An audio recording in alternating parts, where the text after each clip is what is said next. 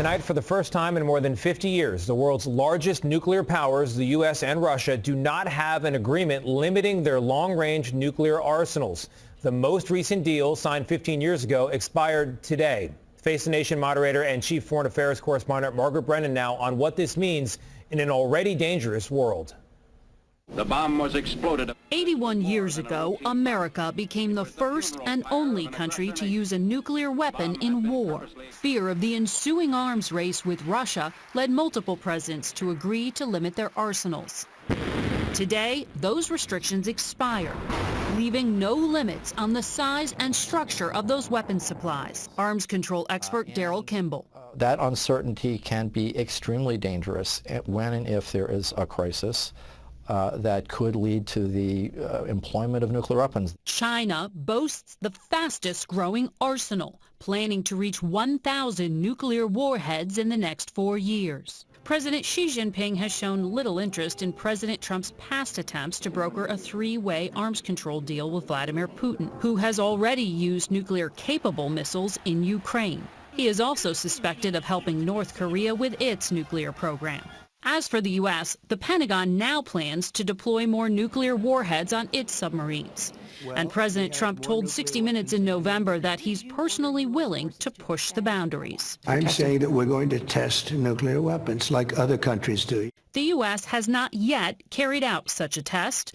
Today, Trump authorized high-level military talks with Russia to maintain peace, and he's vowed he wants to negotiate a brand-new, modernized nuclear treaty. Negotiations with Russia are always tough and difficult. These agreements cannot be accomplished in a 2-hour summit somewhere. And Tony, while restrictions on the nuclear-armed superpowers may be off, tomorrow President Trump's envoy Steve Witkoff will try to talk Iran's top diplomat out of any nuclear ambition or ballistic missiles. Trump had said that the U.S. destroyed Iran's program 8 months ago, but now he believes Iran might be trying to restart it. Now, the White House has warned that Iran would be very wise to make a deal on its nuclear program. The comments come a day after a second round of indirect talks ended with no significant breakthrough. The president has always been very clear, though, with respect to Iran or any country around the world. Diplomacy is always his first option, and Iran would be very wise to make a deal with President Trump and with this administration. Now, Barbara Slavin is a distinguished fellow at the Stimson Center. She specializes in Iran, and she's convinced there will be further attacks on Iran by the US and Israel, and possibly soon. It seems that the Trump administration has decided that it is going to attack Iran again, and I presume in conjunction with the Israelis. What the objectives are, we have yet to see. Can it be contained? Will others be drawn in? These are all really important questions, and we don't have answers to them. Frankly, I do not see a basis for an agreement yet. It seems that the United States is still demanding that Iran have no uranium enrichment whatsoever, that Iran give up its stockpiles of enriched uranium, and there may be other demands regarding missiles, proxies, etc. Iran has said that it is willing not to enrich uranium for some time. This is logical, since much of its program is in ruins from the last American and Israeli attack, but it will not give up the right to enrich uranium. And it's talked about setting up some sort of regional consortium which would be based in Iran. So it's not going to give this up, as far as I can tell. Frankly, it doesn't look as though these talks were very extensive. As they mentioned, they lasted only a couple of hours, and then Steve Witkoff and Jared Kushner went on to their equally inconclusive talks with the Russians and the Ukrainians. And we do have this massive buildup. So I'm very concerned. Congress is not in session right now. The U.S. has shown a propensity to attack over weekends. We will all be, I think, very, very nervously checking the news for the next few days.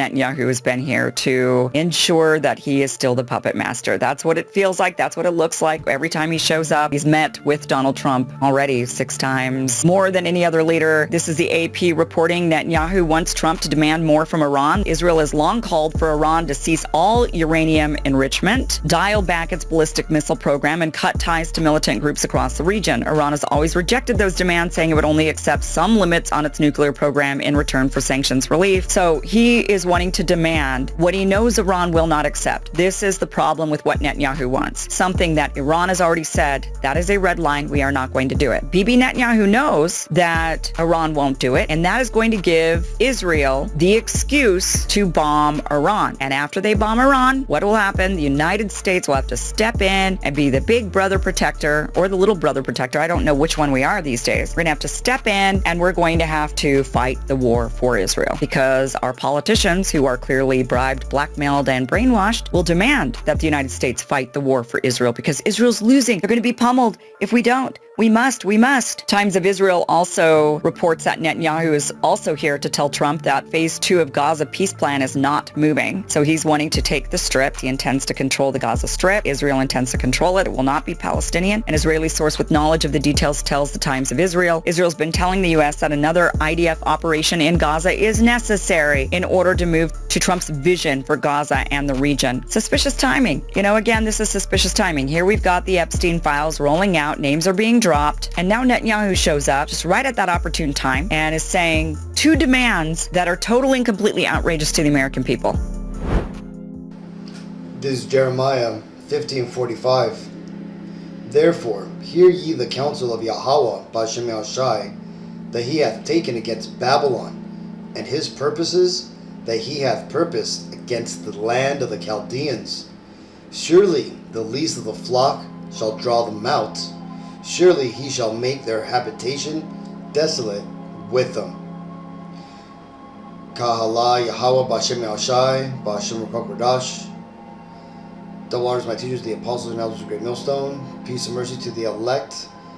And shalom to the 1/3 of Yasharallah, who today are known as the Negroes, Latinos, and Native Americans, who before losing our true heritage, we were known as, and still are, the true biblical Hebrew Israelites.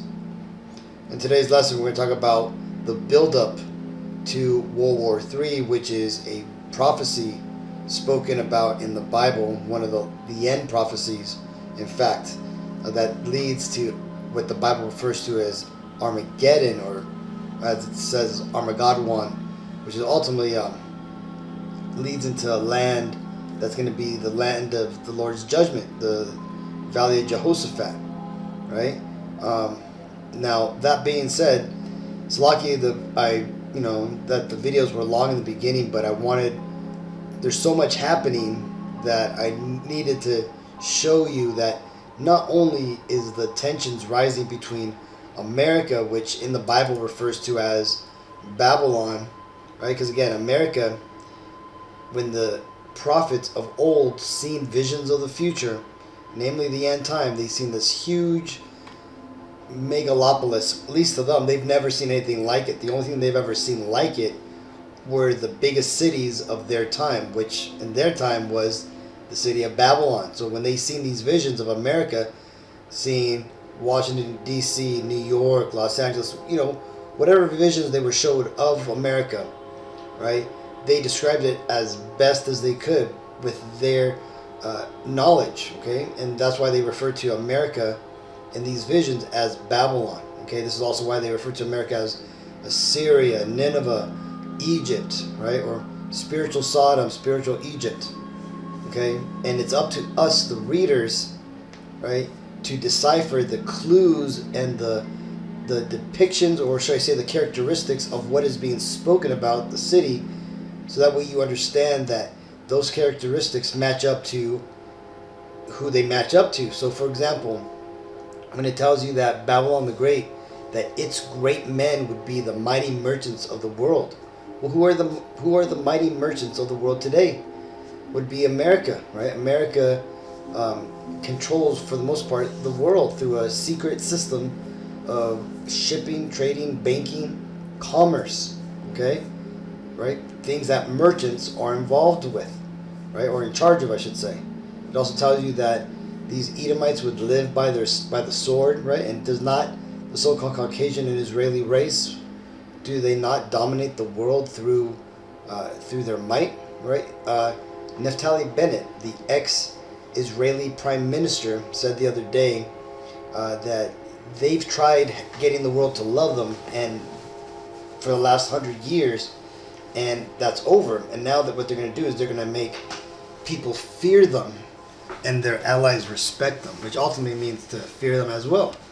Okay, so these devils, they match perfectly up with the antagonists, the villains of the Bible. That would be who the Bible refers to as the wicked, right? Or that would be the nation of Edom. So that's how we know who the Edomites are today. And of the nation of Edom, it has within it certain tribes, right? And for example, the so-called Israeli would be from the top tribe, or the first dominion tribe within the nation of Edom, right?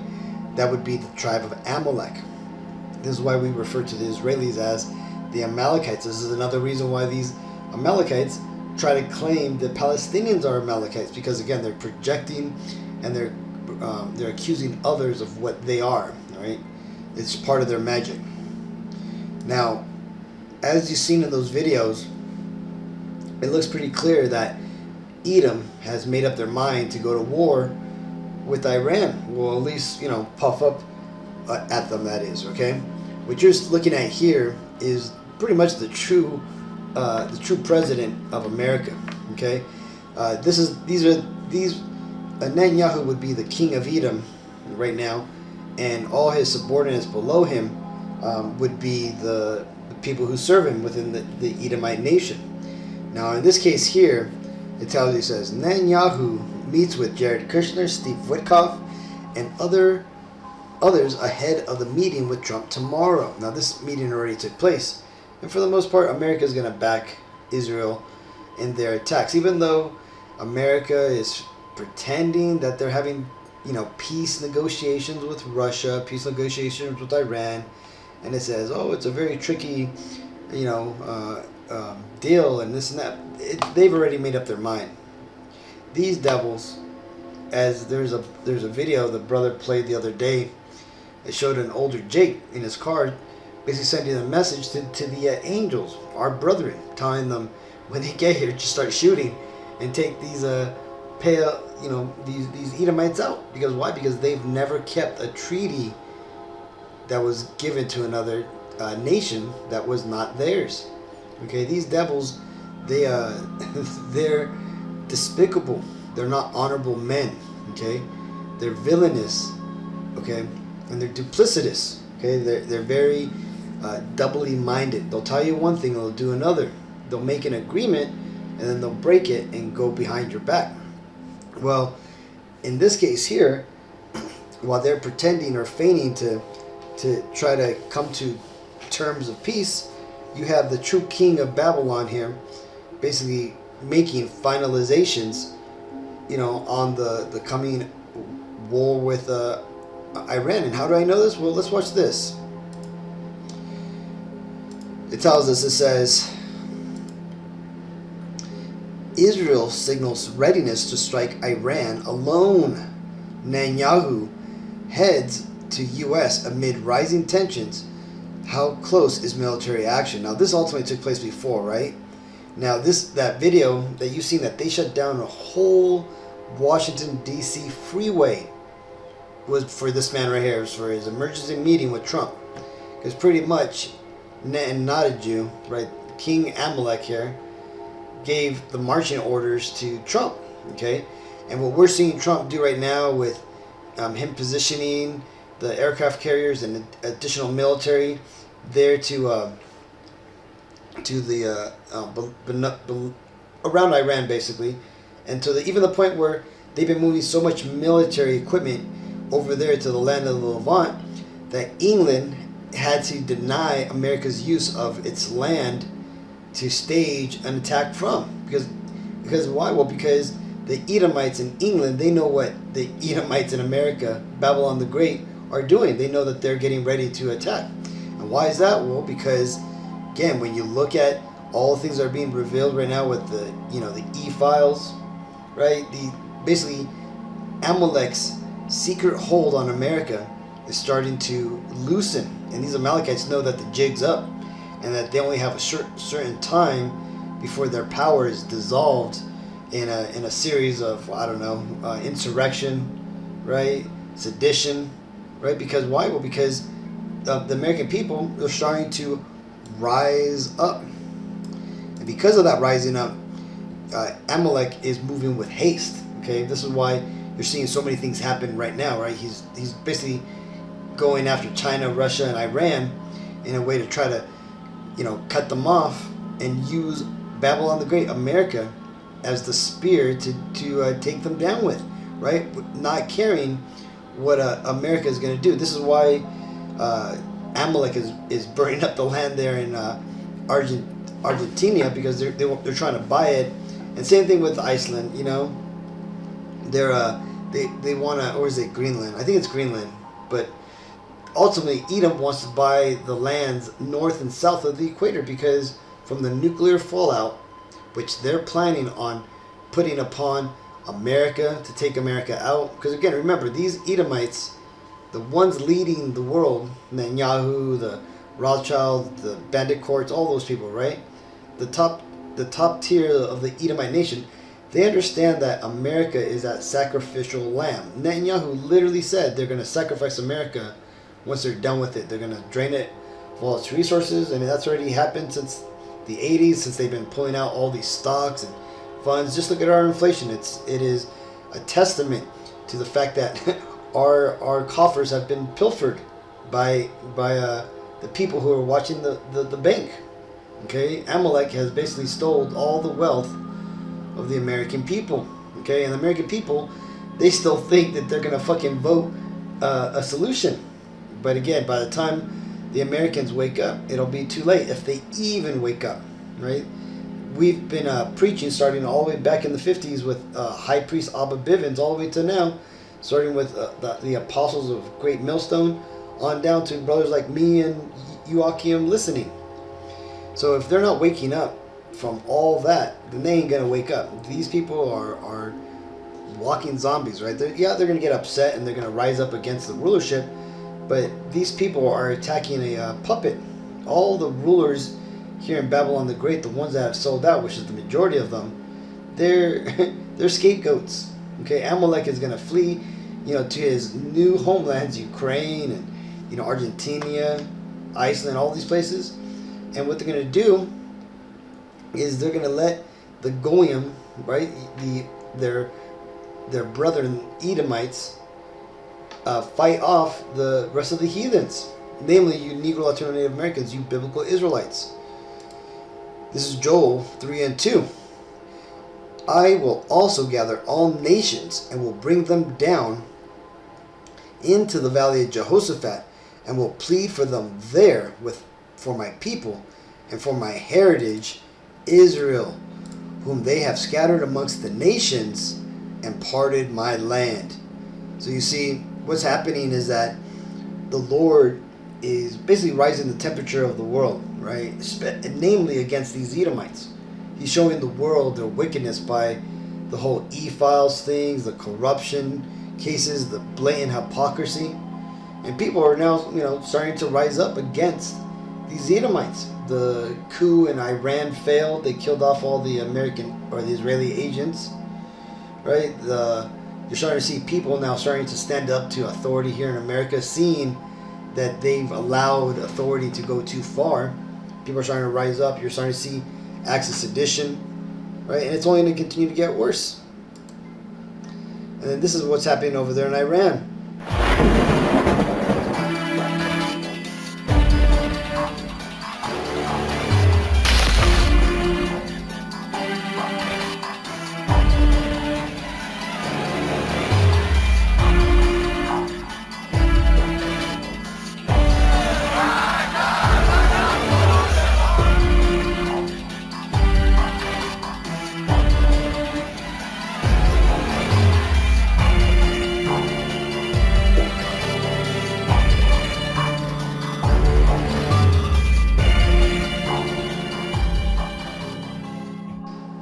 So people are starting to rise up against Edom, okay? And what they're doing over there, what they did over in Iran is they ultimately burned an effigy of a god of Babylon, that being Baal, Molech, all whatever name that they want to call Nimrod. Because again, all these idols, everything, all go back to Nimrod.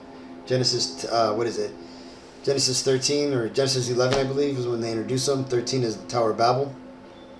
But yeah, so what's happening is Iran, along with Russia, along with China, they are raising up to start to, prepare for war against America, right? Iran here issued a threat. It says, Iran says U.S. risking crisis as Trump sets 10 to 15 days deadline for deal.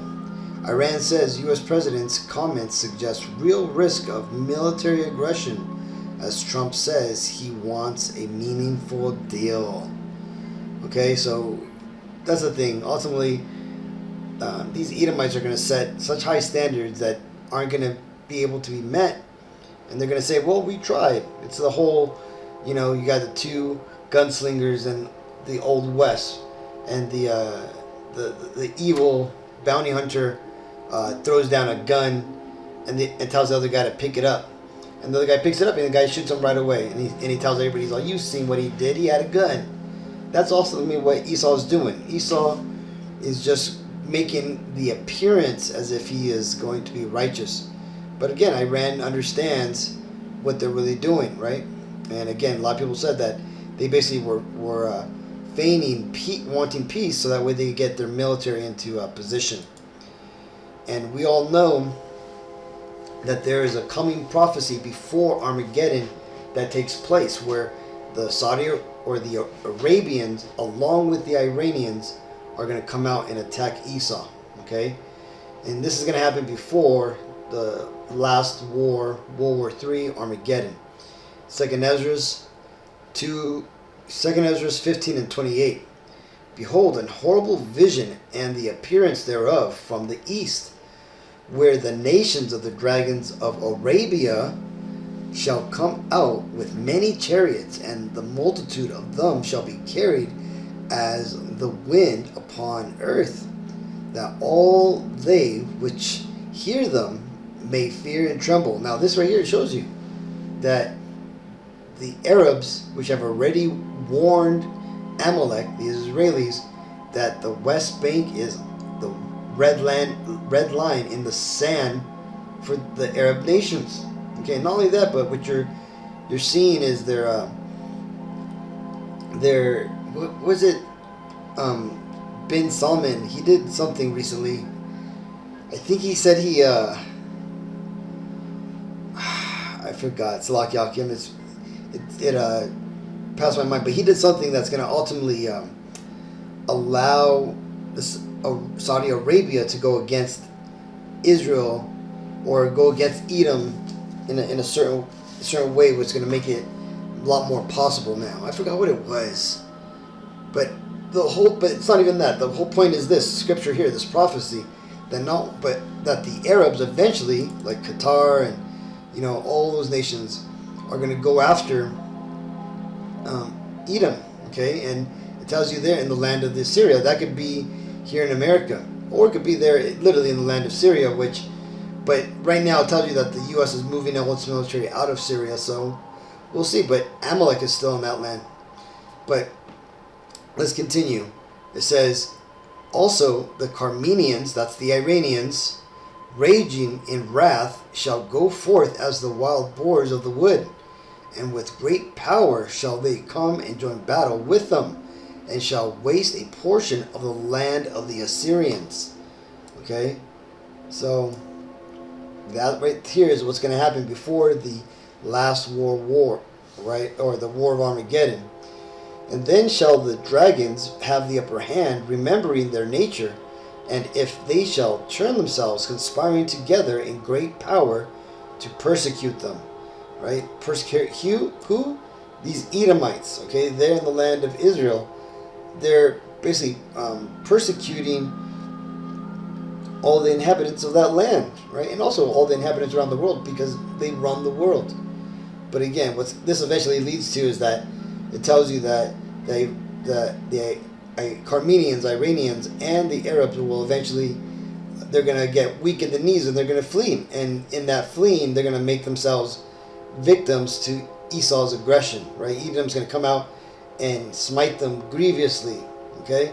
Now, then after that happens, that's when we're going to see all the events from World War III, right? That's going to be them, because it tells you that pretty much it makes it sound like Edom's going to nuke Iran.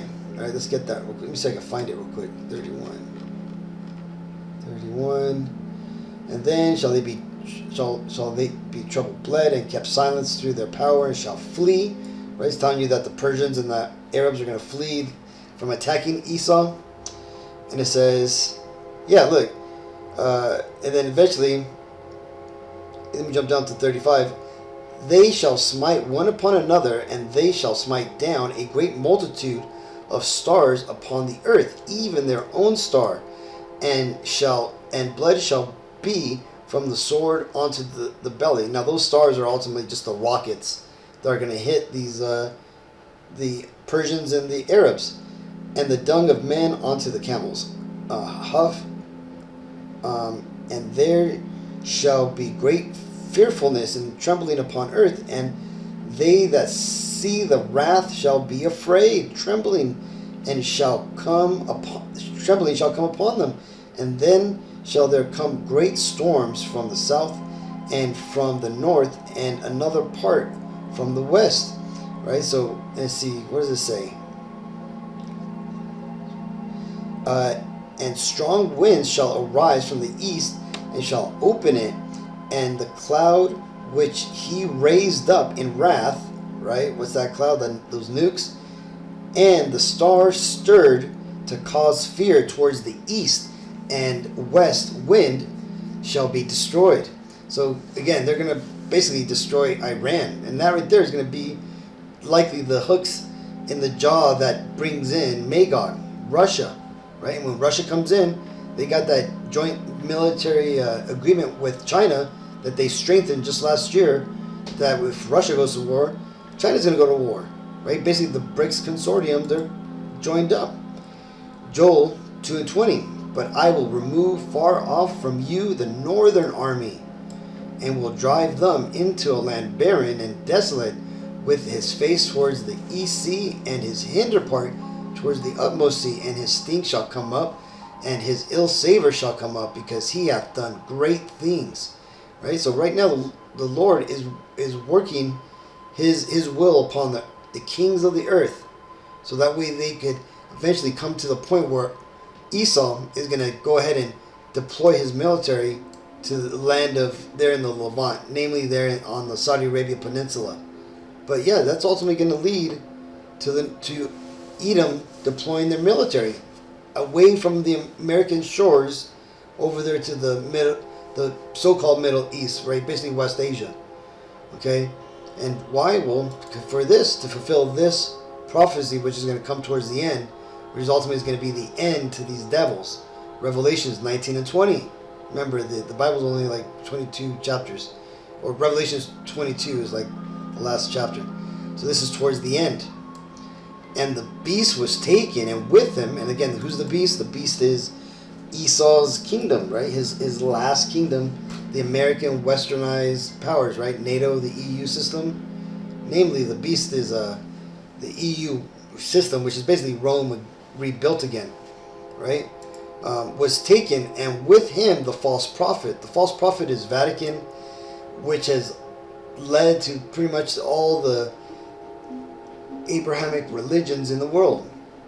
Catholicism, Christianity, Baptists, Jehovah's Witness, Mormonism, all's come from the false prophet, which is the Vatican, that wrought miracles before him, in which he deceived them that had received the mark of the beast, and them that worshipped his image.